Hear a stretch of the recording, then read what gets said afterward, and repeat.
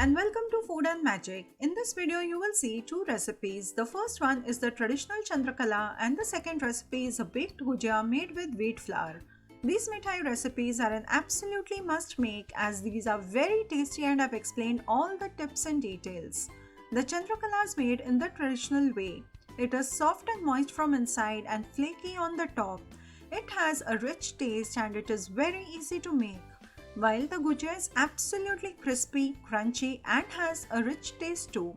So foodies, before I begin the recipe, do subscribe to my channel and press the bell icon to receive notifications for my future uploads for free.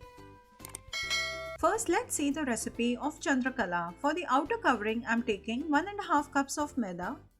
To it, add half a teaspoon of salt. I have used Himalayan pink salt, you can use the white salt too. Then add semi-thick ghee to get a flaky texture on the covering.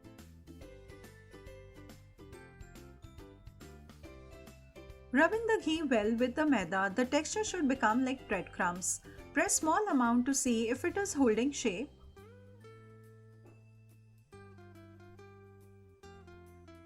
If not, then add some more ghee and then rub it in well again with the maida.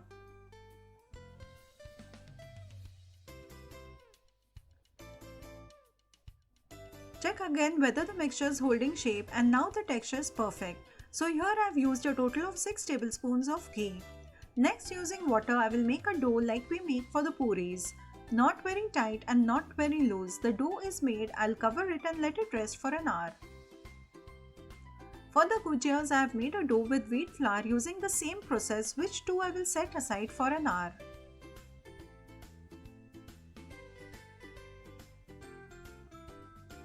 To make the sweet filling, I will first grind the sugar with some cardamom, that is elaichi, to a fine powder, and once done I will set it aside and start making the sweet filling. In a pan, take 2 tablespoons of ghee, and here I have taken some almonds and cashew nuts which I will fry for a minute to enhance the taste.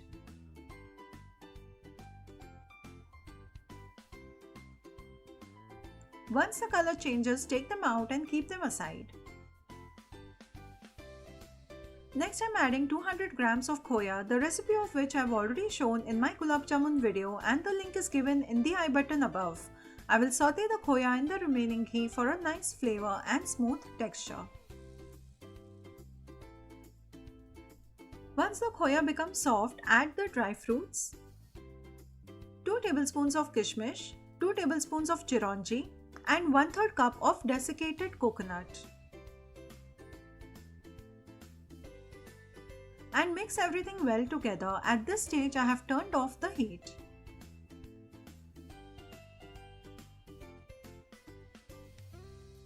Lastly, add the powdered sugar and mix well till all the sugar is incorporated well. Adding powdered sugar helps to mix quickly with the khoya as the gas is turned off.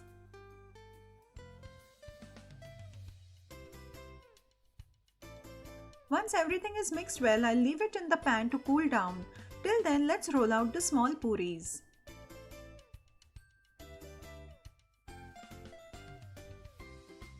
The dough has become soft, knead it for a minute and divide in small equal portions.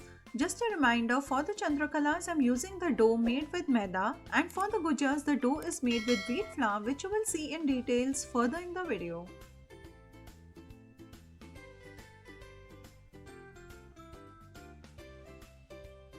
Take one small portion and roll into medium thickness. Take care that the puri should not be thin at all. To get uniform puris, I will cut it with a cookie cutter. You can use a small katori or any lid to cut it into circles. For one Chandrakala, we need 2 puris of the exact same size, so I'll repeat the process and make the other puri too.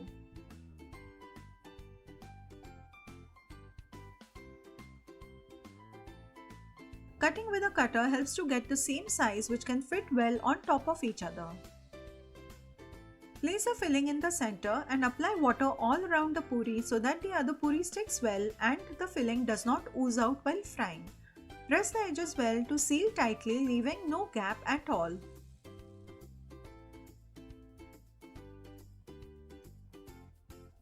Once done, then using the thumb and first finger, Press the puri and turn it upside to seal well and make a design. To make a symmetrical design requires little bit of practice. In Marathi, this process is called murad ghalne.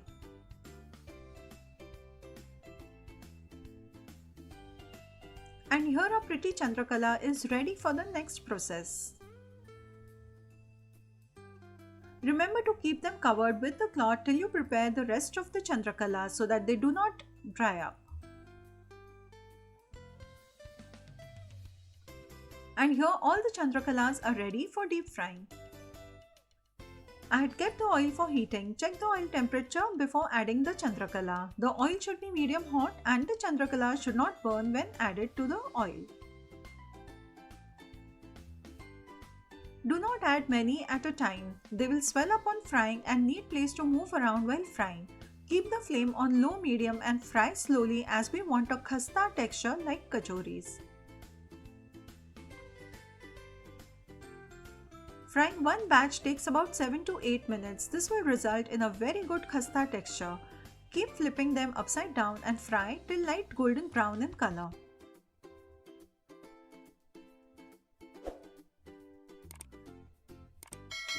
In the camera it's looking little more white, but it started to get a nice golden color. And now I'll remove them from the oil and have fried the remaining ones too. Now immediately I will prepare the sugar syrup. Here I am using a glass measurement as the same syrup will be used for the gujiyas. I have taken equal quantity of sugar and water and will bring this to a boil. Once it boils, add some cloves for a good flavor and boil again for 3 to 4 minutes till the syrup becomes sticky. You can also add kevda or rose water for the flavor. The syrup should feel sticky between the fingers and note that there is no string forming between the fingers. It is a very sticky syrup as we make for the gulab jamuns. Add lemon juice so that there is no crystallization of sugar on top of the Chandrakalas. I have turned the heat off and immediately I'll put the fried Chandrakalas in this hot sugar syrup.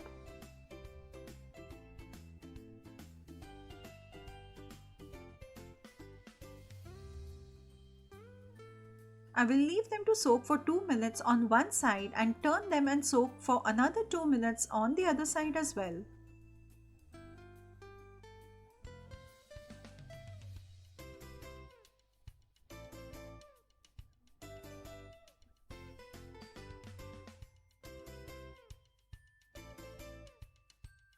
With the proportion shared with you, you can make around 8 to 10 medium-sized Chandrakalas, and here our traditional Chandrakalas are ready. You can garnish them with silver work too. Do try this recipe for the upcoming festivals. They taste fabulous. After this, let's see how to make baked gujiyas. I have made a dough with the wheat flour exactly the same way as I did for the Chandrakalas. The dough was left to rest for 1 hour before using. Knead it a little bit and make tiny equal portions of the dough. Take one portion and roll into a puri of medium thickness. Place a lemon-sized sweet filling, the same one as we used for the Chandrakalas, and apply water on half of the puri so that the other half sticks well on it. Press well on the side so that no gap is left to seal the edges. Now using the forefinger and thumb, press the dough and turn the dough upwards to form a pattern.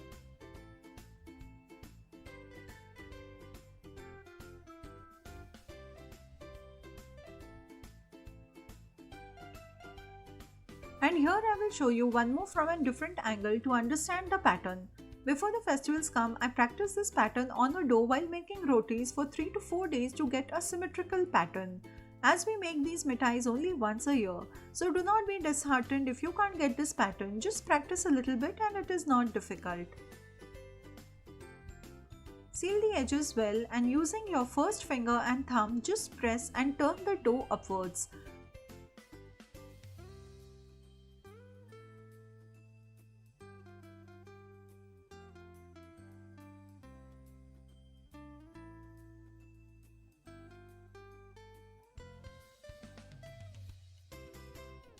And here our lovely gujiyas too are ready for baking.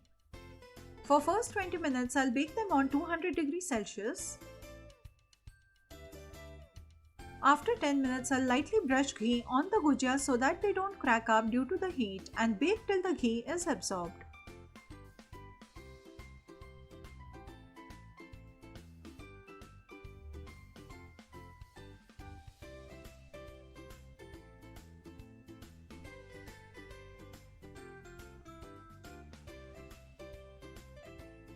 After 5 minutes from applying ghee, turn them upside down. Now increase the temperature to 250 degrees centigrade and bake them till nice and golden on both the sides. I have done so and placed the hot gujias in warm syrup to soak for 2 to 3 minutes. The baking time varies from oven to oven and it took me 20 minutes to bake these golden gujias. And here our absolutely delicious and crunchy gujias are ready. Do try out both the recipes and press the like button if you liked today's video. Thank you for watching. See you soon with a new video. Till then, take care. Bye bye.